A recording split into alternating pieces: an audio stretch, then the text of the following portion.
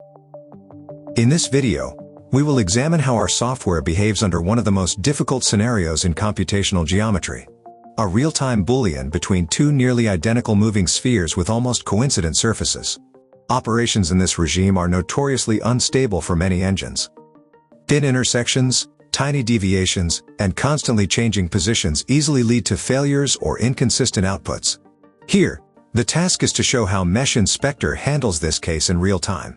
To set up the test, we upload a small Python script that generates two sphere meshes and continuously performs a Boolean subtraction between them while rotating one of them.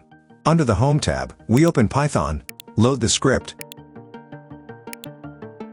and click Run. The link to the script is posted in the description of this video.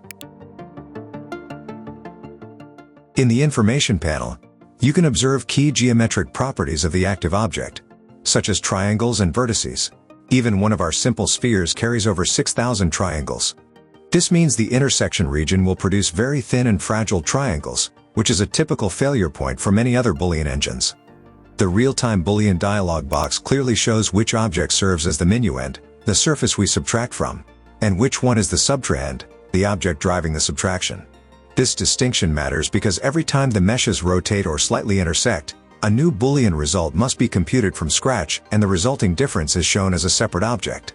What you see on the screen is a fully continuous Boolean that updates on every movement or collision.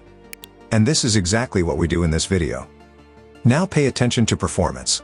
In under a minute, MeshInspector has already executed more than 1,000 Boolean runs, without a single failed update. Each run completes in under 30 milliseconds, which is fast enough to maintain real-time interaction even under continuous motion. At this point, the stress test has made its point. We stop the process by disabling the rotator. As you can see, MeshInspector's Boolean engine remains high-performing, stable, and fast even in this demanding case, a scenario that typically exposes the weaknesses of many other analogs for 3D data processing.